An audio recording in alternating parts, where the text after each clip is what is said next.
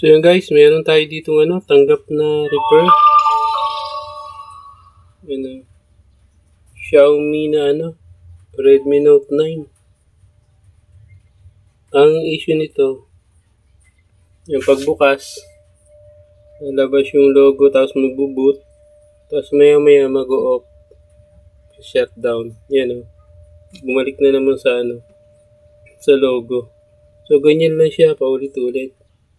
Gagawin natin dyan, buksan natin yung cover, check natin yung sa battery o kaya sa board. Natin mabaklas yung decode. So dumiretso tayo dito sa battery. So hanapin nyo lang dyan yung fuse. So tungkabin nyo lang yan. So hanapin nyo yung fuse. Ito yung fuse niyan. Yan yung Q1. Kung papansin nyo, parang luto na yung solder niyan. So parang ilaw na. Ayan i-resolder lang natin yan. Pero hindi natin jumperan. Resolder lang gagawin natin. So resolder ko lang yan. Guys, na-resolder na natin yan. So, pinapalan lang natin yan. So tatry natin kung successful. So yun guys, na final fix na natin yung cellphone na Xiaomi Redmi na Note 9.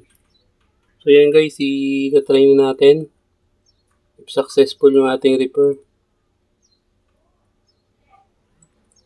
Ayan, lumabas na yung logo. So kanina, paglabas ng logo, pagka-boot, bumabalik ulit siya sa ganyan.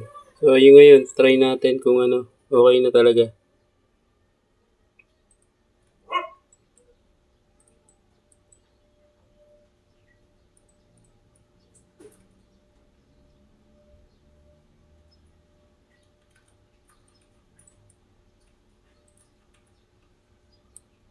So, tingnan natin kung hindi na siya mamamatay.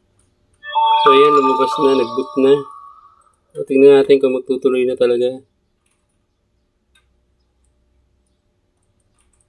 So yun guys, nagtuloy na. So meron lang issue ang LCD nito, may spot. Pero working pa. Working naman daw yan. Okay.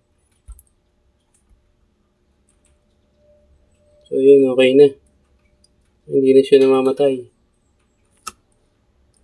Try natin itawag. So yun, okay na. So yun guys, hanggang dito na lang. Salamat.